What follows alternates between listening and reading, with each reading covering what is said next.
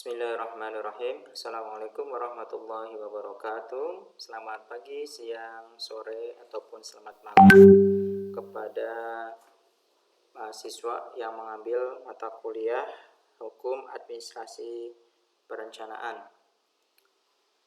Hari ini kita memasuki pertemuan yang ke-11 setelah kalian sudah mempelajari bagaimana sejarah dan juga fungsi dari hukum ya dalam konteks penataan ruang, maka pada pertemuan kali ini kita akan lebih memfokuskan pada tahapan-tahapan. Jadi step by step dari bagaimana sih dari produk rencana itu kita sudah menyusun fakta dan analisis, kita sudah menyusun dokumen rencana gitu ya.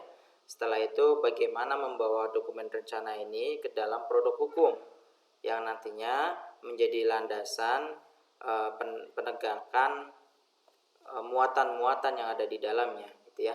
Jadi kalau misalkan di dalam satu konsultan yang membuat dokumen perencanaan itu selalu ada ahli hukum di dalamnya. Tim leader tetap dari planner, tapi ahli hukum itu selalu ada tenaga ahli itu ya, dimana dia nanti akan mempelajari gitu ya, muatannya dan mengkonversikannya ke dalam bahasa hukum. Nah, disinilah kita akan coba belajar sedikit ya, barangkali ya, berkaitan dengan tahapan-tahapan produk rencana menjadi produk hukum. Nah, ini harus dihafal ya, karena saya kira ini sudah kalian sudah mengikuti rangkaian ya belajar SMP, SMA gitu ya, bahkan di S1 pun mungkin sebagian diajarkan bagaimana hierarki hukum yang ada di Indonesia. Seorang planner harus paham benar kapan saatnya sebuah peraturan itu levelnya adalah peraturan pemerintah, kapan saatnya perpres, kapan saatnya perda gitu ya. Dan itu adalah ada hierarki hukumnya. Tentunya yang paling atas adalah Undang-Undang Dasar 1945 ya, sesuai amandemen yang terakhir. Dan setelah itu baru dia akan ada banyak dijelaskan undang-undang yang lainnya ya. Jadi ada undang-undang tentang penataan ruang, ada undang-undang tentang perumahan, permukiman, tentang lingkungan hidup. Itu kan semua itu ada undang-undangnya tuh ya masing-masing. Nah, di situ tentunya memang atas dasar persetujuan DPR dan juga Presiden. Jadi dalam menentukan undang-undang tidak sembarangan. Termasuk pembentukan kabupaten baru ya, kota baru itu juga sama. Dia harus levelnya undang-undang ya, payung hukumnya. Nah, setelah undang-undang itu ada terbentuk, maka dia harus segera dijelaskan oleh PP, peraturan pemerintah. Jadi disinilah PP itu punya peranan strategis dalam menjelaskan ya lebih detail bagaimana undang-undang itu dia jadikan acuan gitu ya. Karena kalau misalkan kita bilang undang-undang itu masih konsep, jadi nggak ada tuh di dalam undang-undang udah sangat detail sekali ya mengatur, nggak ada ya. Jadi masih sangat konseptual. Setelah itu diturunkan ke PP. Bila mana ada keadaan-keadaan tertentu yang mengharuskan memunculkan Perpu, itu juga bisa ya. Jadi Perpu itu levelnya ada di atas PP ya. Jadi peraturan pengganti undang-undang. Tahun 2 tahun kemarin saya kira ya, yang kita sempat diributkan dengan adanya Perpu berkaitan dengan ormas gitu ya. Nah, ini juga salah satu mungkin keadaan darurat dan sebagainya, sehingga dimunculkanlah Perpu ini. Jadi Perpu ini memang diundangkan itu untuk kondisi darurat, dengan tentunya memang sambil mengikuti prolegnas ya yang ada di DPR gitu. Nah, kalau misalkan PP itu udah keluar, maka yang harus dicermati adalah bagaimana ini diejawantahkan di dalam peraturan daerah gitu ya. Nah, perpres juga ada bisa ya. Jadi perpres itu dia memang dibuat oleh presiden yang terutama untuk mengakomodir secara struktural ya, secara struktural dari ASN atau birokrasi ya yang ada di Indonesia kita ini. Jadi Perpres ini walaupun kalau kita lihat ya, kita juga bisa memberikan sebuah kritik terhadap rezim yang sekarang gitu ya. Karena banyak sekali Perpres itu keluar, di mana Perpres keluar itu bukan karena bukan karena sebuah menjelaskan lebih detail, enggak, tapi malah membuat payung hukum yang baru untuk bisa nanti diakomodir di dalam undang-undang. Misal contohnya apa, kalau kalian lihat ada namanya Perpres mengenai proyek strategis nasional. Itu kan dia ada tuh item-item di mana proyek-proyek itu tidak semuanya ada di dalam RT/RWN, gitu ya. Tapi pembangunannya itu diharapkan bisa dilakukan, makanya payung hukumnya adalah peraturan presiden. Nah, itu yang yang menjadi kritik ya, jadi kritik kita, dan akhirnya RT/RW-nya yang menyesuaikan, akhirnya dia direvisi gitu kan. Nah, ketika memang peraturan-peraturan itu ada, maka perda setiap kepala daerah, mau dia bupati mau gubernur, dia perlu menyusun peraturan daerahnya yang nanti akan mengkontekskan terhadap daerah masing-masing, karena tidak bisa ya satu dan lain daerah disamakan karena karakteristiknya sangat berbeda. Karakteristik wilayahnya sangat jelas, dari mulai kepadatan penduduknya, dari mulai geografisnya, iklimnya gitu ya, terus bagaimana tentang kegiatan ekonominya, kelogistikannya, itu kan karakteristiknya beda-beda, sehingga diharuskan setiap daerah itu menyusun sendiri perdanya masing-masing. Nah, ada hal yang menjadi sangat konseptual ya berkaitan dengan hukum ini. Ada nama istilah klausal derogatio. Dalam ilmu hukum ini dikenal dengan beberapa asas hukum tentang berlakunya undang-undang. Jadi ada dua hal yang menjadi pertimbangan, dua asas gitu ya, yang membuat apakah sebuah peraturan itu berlaku atau tidak gitu ya. Ada nama yang pertama adalah asas nullum delictum noella pona sine praevela lege poenali. Tidak ada suatu perbuatan yang dapat dihukum sebelum didahului oleh suatu peraturan. Nah, ini menjadi sangat basic sekali. Jadi kita tidak bisa memberikan sebuah sanksi gitu ya, sebuah efek jerah dan sebagainya selama tidak ada peraturan yang menjadi acuannya. Ini sangat jelas ya. Yang kedua adalah asas adherent word gauge the wet canon, artinya bahwa setiap seorang dianggap mengetahui hukum. Jadi ketika hukum itu memang diterbitkan, mau nanti ada yang ngerasa saya kan belum baca peraturannya atau apa, itu tidak ada lagi, karena syarat nanti hukum itu harus diterbitkan ya, sehingga tidak ada lagi alasan masyarakat warga itu tidak bisa mengakses itu. Walaupun sosialisasi juga nggak mungkin ya, nggak mungkin sampai door to door kan, tapi yang bisa dilakukan adalah diupload dan biarkan masyarakat melihat. Jadi walaupun paling ekstrimnya ada dia melanggar sesuatu dan dia nggak tahu, itu nggak bisa. Beda kalau misalnya kita melihat hukum Islam ya. Kalau hukum Islam, kalau misalnya kita nggak tahu, itu akan beda konsekuensinya. Kalau di dalam ini beda ya, kalau konteks hukum. Nah, ini tahapan hukum dalam perencanaan menurut Pak Yudi Wagio. Ini masih sangat umum sekali ya. Jadi kita ini planner di sini ya, planner menyusun sebuah dugaan perencanaan. Ada yang kita istilahkan dengan proses planning, merencanakan nanti dasar hukum yang dipakai seperti apa gitu kan. Nanti kan ada tuh, kalian menyusun tender juga sama kan, ada payung hukum. Nah itu kan dasar hukumnya apa aja. Setelah itu landasan peraturan yang mengaturnya. Ini kalau yang atas ini lebih banyak bicara tentang undang-undang. Kalau ini peraturan misalnya peraturan menteri, peraturan pemerintah gitu ya, yang memang mengaturnya, dan juga ada maksud atau tujuan di sini ya. Jadi sangat clear sekali tujuan di dalam proses perencanaan seperti apa. Setelah itu nanti akan ada konsepsi gitu kan. Nah, konsepsi ini formulasi, kita melakukan fakta analisis, kita melakukan proyeksi dan sebagainya. sehingga nanti dia diwujudkan di dalam perbuatan dan juga tindakan ya. Jadi perbuatan istilahnya sebuah daerah itu harus melakukan apa gitu kan, diwujudkan dalam program kan. Nah, program itulah yang nanti akan ditetapkan dan itu akan ada tindakan. Jadi ketika program itu diimplementasikan seperti apa, kalau misalkan sesuai maka diberikan insentif, kalau tidak sesuai maka diberikan disinsentif gitu ya. Nah, disitulah memang menjadi tahapan umum di dalam proses perencanaan. Nah, garis besar proses pembentukan hukumnya seperti apa? Tentunya pertama perencanaan terlebih dahulu ya, perencanaan. Setelah perencanaan, setelah itu ada persiapan.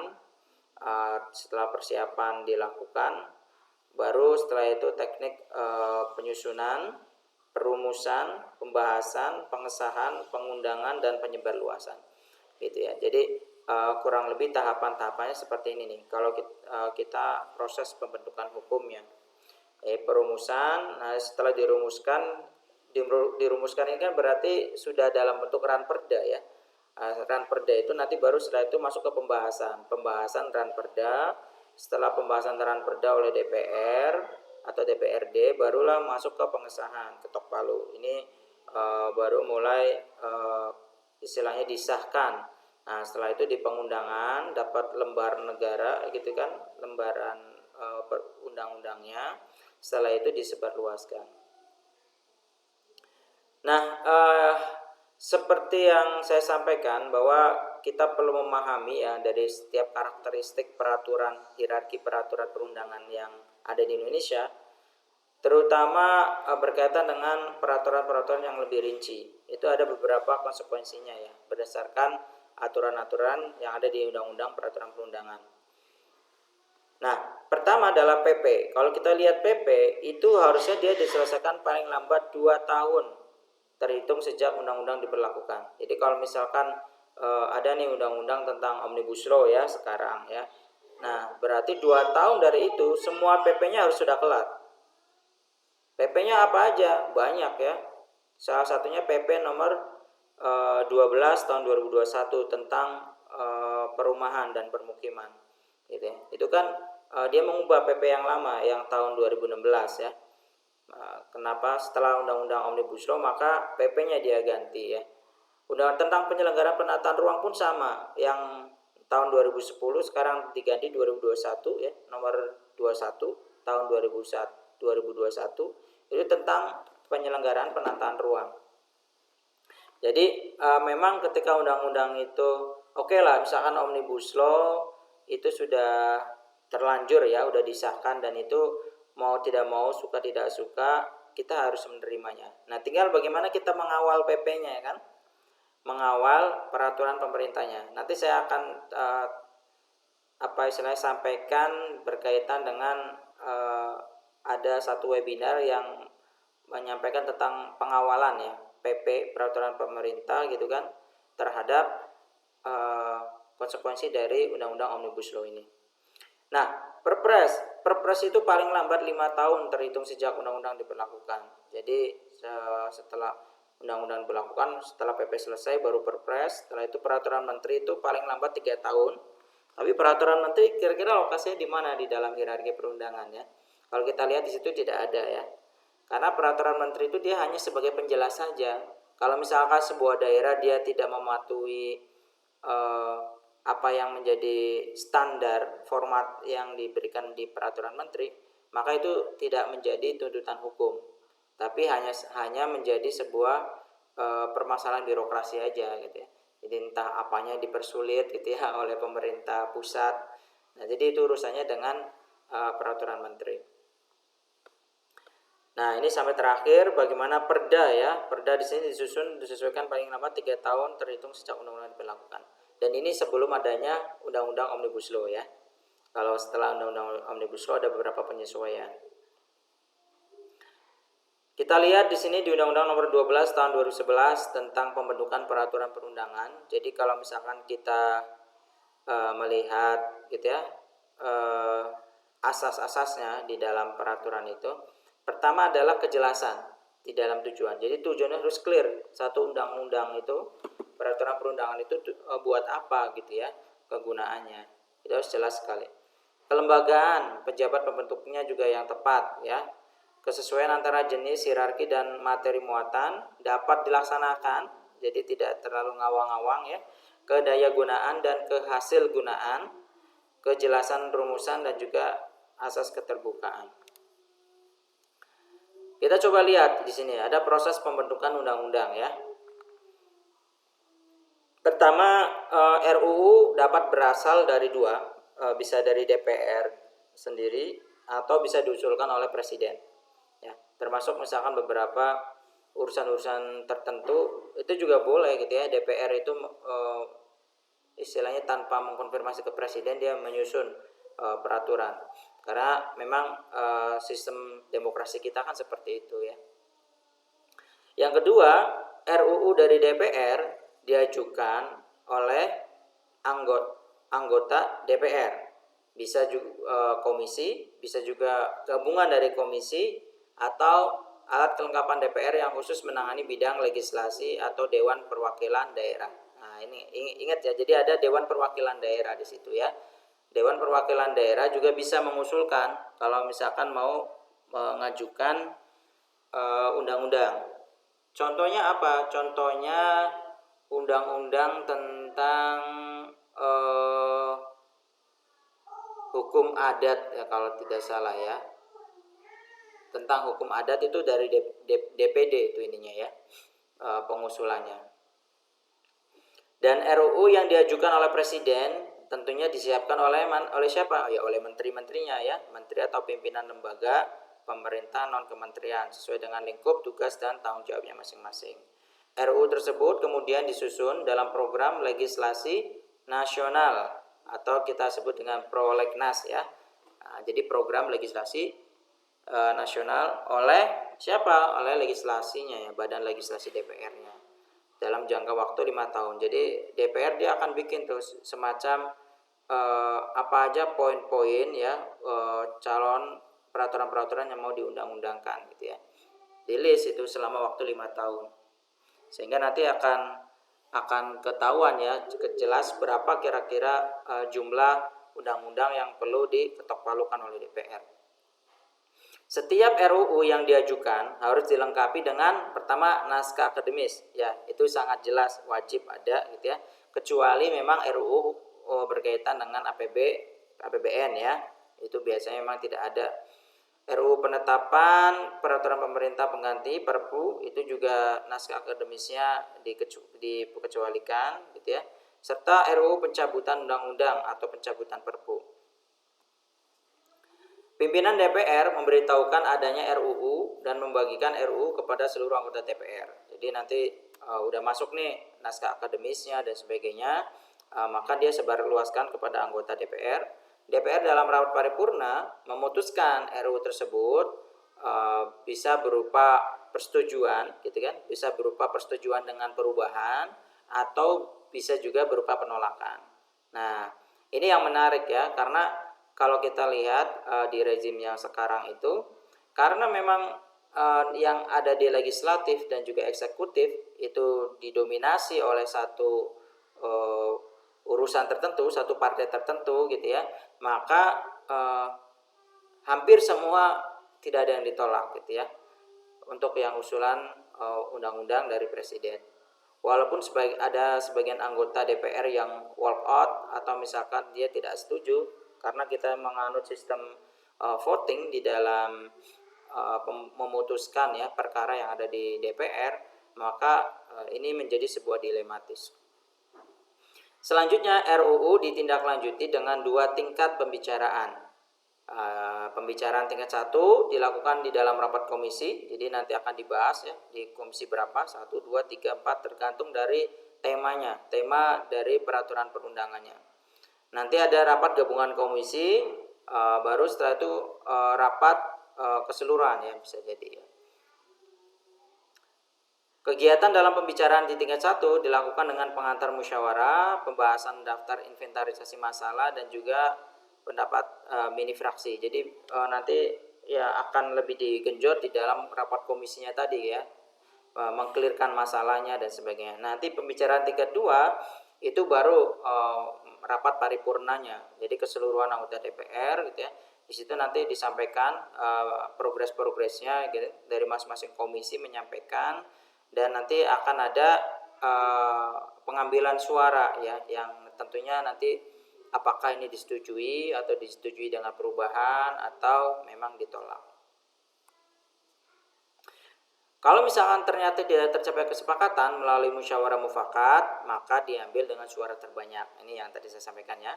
RUU yang membahas tentang otonomi daerah, hubungan pusat dan daerah, pembentukan pemekaran, penggabungan wilayah, pengelolaan sumber daya dan sebagainya, itu dilakukan melibatkan DPD karena mereka yang representatif terhadap tadi ya, daerah-daerah, perwakilan daerah yang ada ya, karena hubungannya sama otonomi daerah.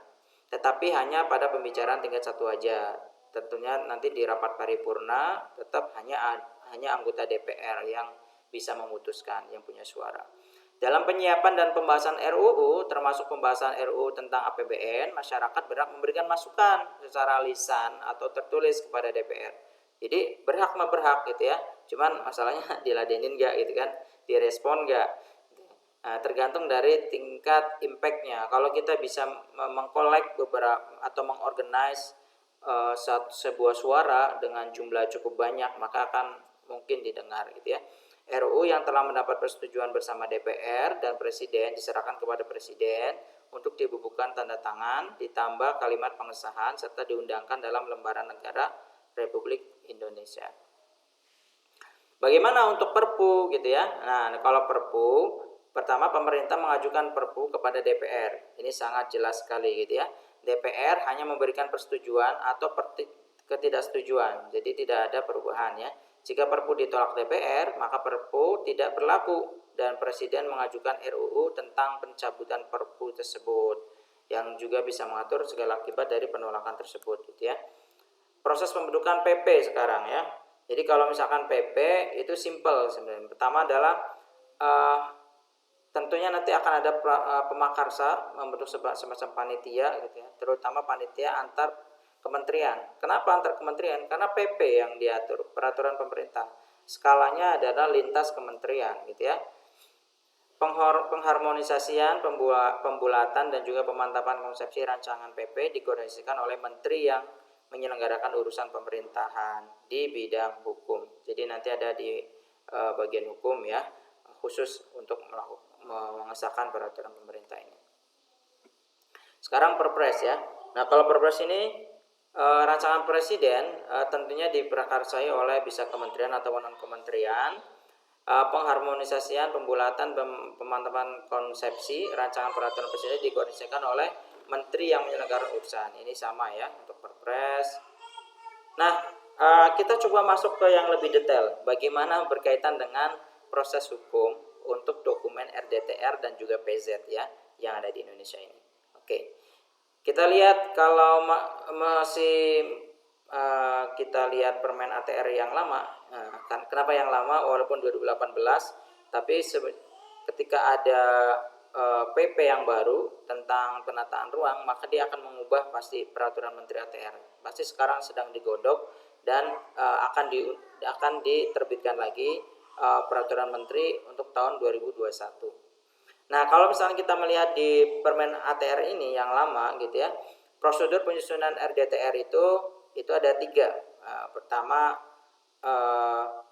adalah naskah akademis ya. Jadi dia harus disusun dulu naskah akademisnya.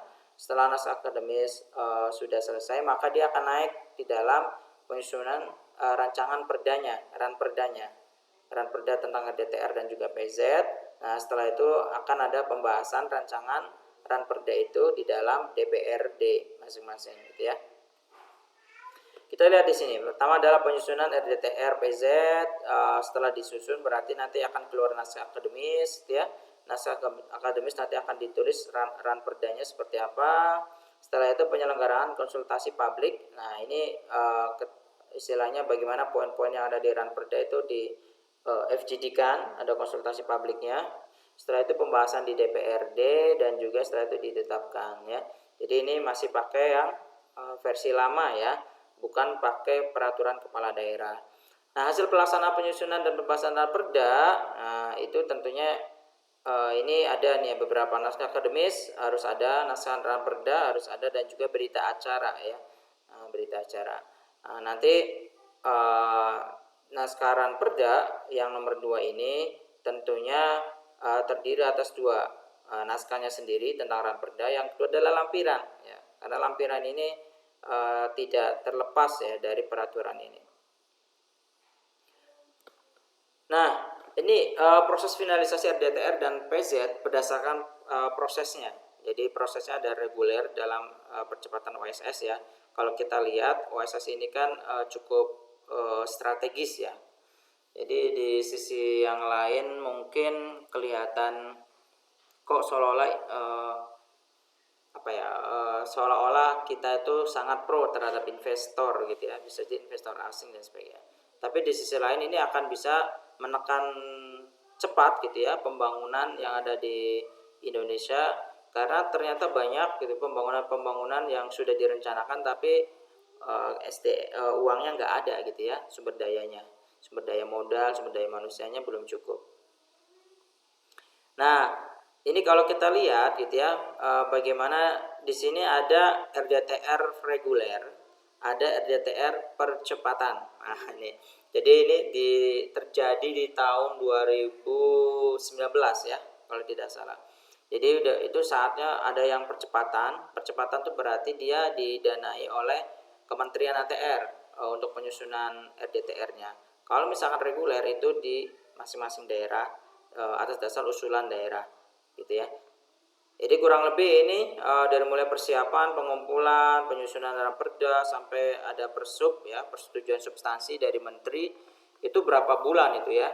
Kalau kita lihat untuk yang reguler, untuk penyusunannya saja, bukan termasuk penetapan ya, 1 bulan, 5 bulan, 3-5 bulan, 1 bulan, 2 bulan. Jadi itu hampir 1 tahun lah, 1 tahun lebih mungkin ya.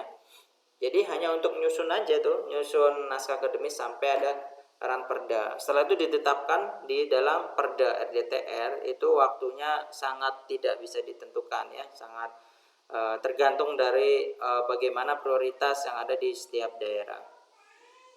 Nah, percepatan RDTR itu luar biasa gitu ya, memangkas waktu.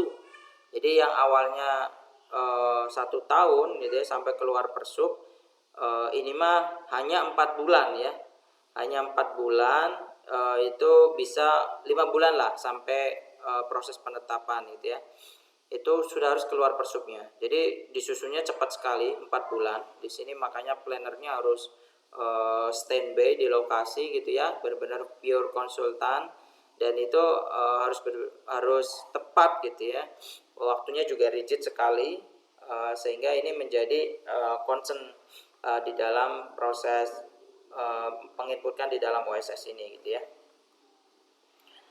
Nah ini kelihatan sekali ya bedanya bagaimana antara yang reguler dan juga percepatan. Percepatan malah di sini sudah ada validasi ini KLHS-nya. Kalau yang reguler biasanya terpisah ya KLHS-nya itu. Nah ini sebuah diskusi yang menarik ya. Jadi tolong nanti di kuliah silakan aktif berdiskusi. Pertemuan kemarin saya lihat tidak ada satupun diskusi ya. Jadi saya asumsikan semuanya sudah paham. Jadi ini berkaitan dengan peraturan yang menjadi payung hukum untuk RDTR ya. Jadi kalau misalnya kita lihat di dalam Omnibus Law itu, payung hukum untuk menerbitkan RDTR itu bukan lagi peraturan daerah. Jadi udah bukan lagi peraturan daerah, dia ganti menjadi peraturan kepala daerah. Bahkan kalau misalkan peraturan kepala daerah nih udah keluar persub dari Menteri ATR, setelah itu harusnya dalam 1 bulan itu harus keluar tuh peraturan kepala daerahnya, perbub atau perwali gitu ya. Kalau misalkan belum keluar dalam 1 bulan setelah keluarnya persub, maka akan disahkan oleh peraturan Menteri ATR. luar biasa sekali ya. Jadi memang desakannya itu sangat intens, dan setahu saya itu yang presentasi nanti harus kepala daerah di dalam Persub itu.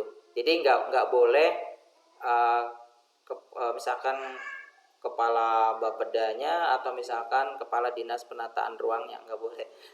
Mereka harus hanya mendampingi saja. Tapi kepala daerah dia yang harus paham bagaimana muatan yang ada di dalam RDTR-nya.